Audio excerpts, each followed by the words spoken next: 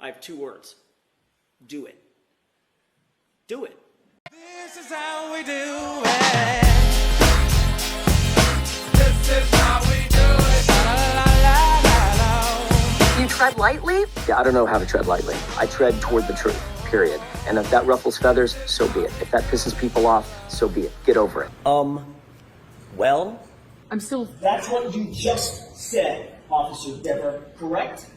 The Commonwealth, at the end of the day, has presented their best case. They've done their best. Some would say they've done their worst. You were asked by Mr. Brennan, give me one name, very dramatically. You were asked, give me one name. You remember that question?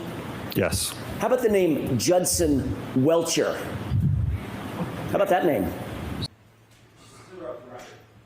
Two things stand out about that speech. Mr. Brennan literally just said, I didn't elicit any information about dog bites. I just asked about her experience. Question by Mr. Brennan. That's not what I said. That is Excuse me. No, I'm not going to. So, That's not what I said. I heard what Mr. Brennan said. You don't need to tell me what Mr. Brennan said, but go ahead to How your about argument. if I quote his words? How about that? Technically. Technically? Yes, It's like being a technically. little bit pregnant, Ms. Roberts. Officer, correct? Yes. Who charges people with crimes? If a crime is committed, there can be a report of it. Who So, charges people with crimes? in the end, it's going to go through the court system. So the district attorney, the ADAs, that's who pursues it in a court setting. Have you ever seen a defense attorney charge anybody with a crime? Remember Jennifer McCabe's answer when I asked her whether there was a door to the garage? I was asking her about the front door, the side door, and the garage door. And her answer was, oh, actually there is a garage door. Right there. That test does not represent the theory of the Commonwealth's case. Really? Then why was Dr. Welcher playing dress up in John O'Keefe's clothes? Wanted to get to the hospital, so no. Might have been a I good disagree. idea to sit Mr. Albert down and say, there, you're shaking your head again. I'm not done with my question.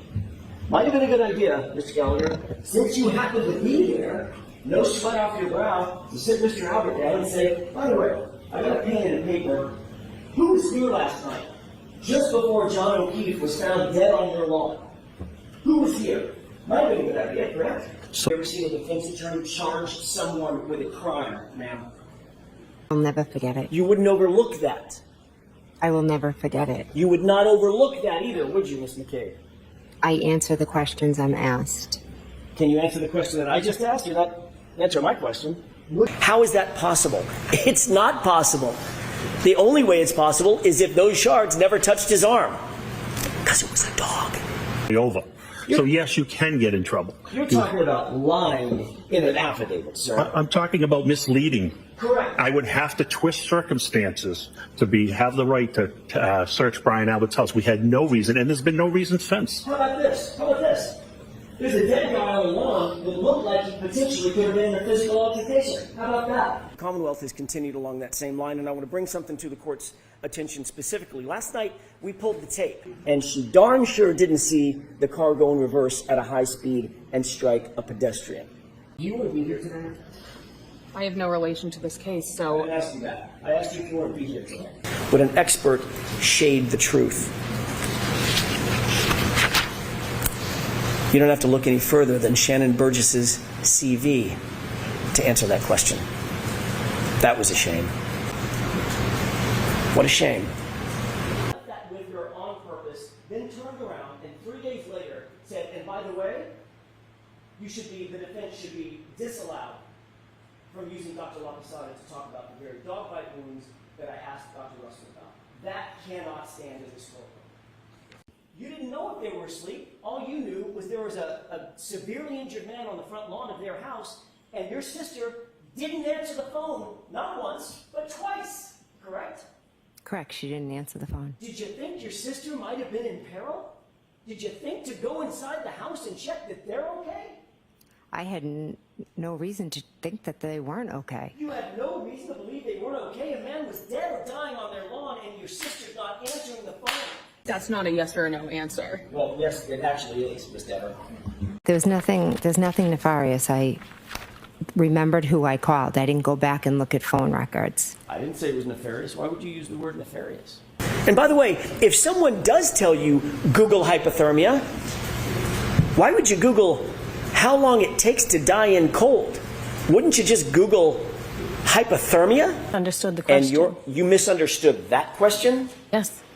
What I did you did. misunderstand about that question? I didn't know it was that you heard, so I was explaining what happened in the back of the car. I see. So you just ignored the part, literally, the part of the question where he said, what did you hear her say? Higgins spent a quote, wildly long time, as she described. These are all incredible details to tell law enforcement. She couldn't have been clearer. She couldn't have been more specific. But then she's put on a witness list and she's subpoenaed by the defense. Oh boy. Okay, that's not my question. Let me see if I can do it again. My recollection of the time was that, so yes. Okay, great.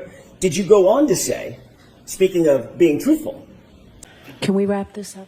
I don't know if we can, Judge. Give you a couple more minutes. What about the data was wrong? Then you'd be wrong, correct? Generally, yes. Garbage in, garbage out. Remember, the weatherman told you there was only enough snow at that time. I think he said, in a very charming phrase, only enough snow to track a cat. I think that was it. He was asked specifically, why didn't you try to recreate the circumstances, the force impact? That's what you do, sir. You're a biomechanic. And then he says, well, You hang wouldn't on. be objecting if they called somebody in rebuttal to reinforce a great investigation? Oh, no. Oh, no. Mr. Brennan said, what if I called a Massachusetts State Police officer to say that this was the best investigation ever? I have 2 words. Do it. Do it. I'd love that. I'd love a shot at that. And look at the arm. Just look at John's arm. You don't need the top experts in the country, but you had them. You don't need the top medical minds on the planet on this issue, but you had them. Okay, you done? I am. Okay, let's try that again. So where was John? He wasn't outside, wasn't sitting down, wasn't laying down. There's only one place he could be.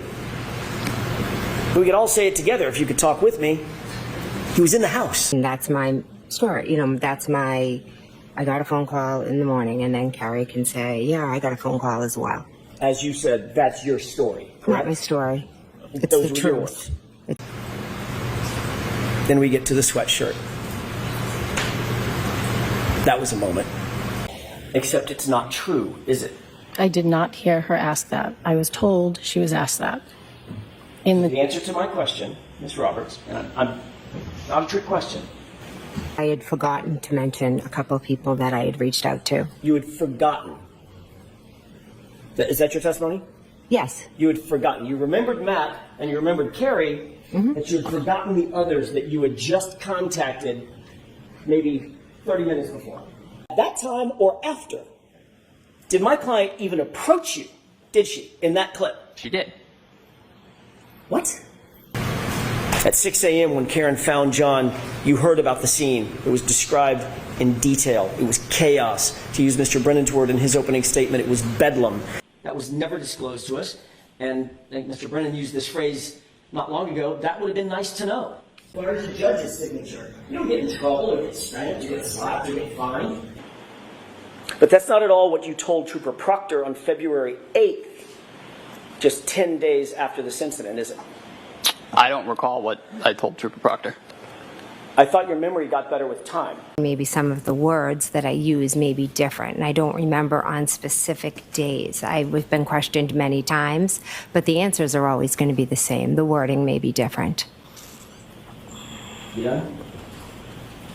Finished? Is that answer? Yes, I am. Okay. Nobody ever threatened you with perjury, did they? Oh, they did, yes. That's it. That's I it. contacted the FBI regarding it. Oh, did you? I did. You have a report?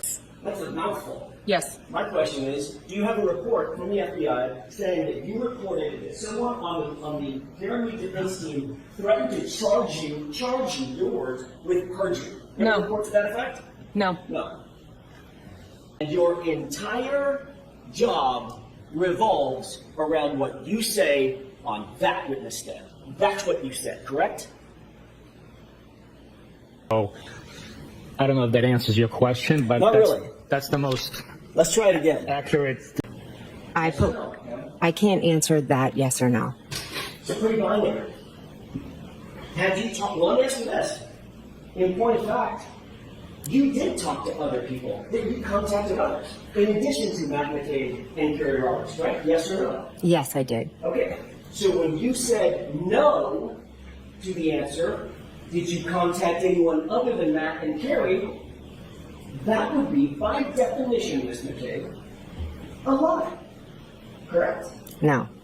It's not a lie? Is there some shade of lie that I'm not aware of? Remember, the weatherman told you there was only enough snow at that time. I think he said, in a very charming phrase, only enough snow to track a cat. I think that was it.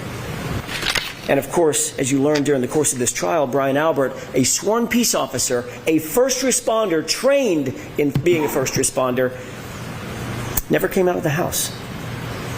Listen up, sir, and I'll speak slowly so you understand.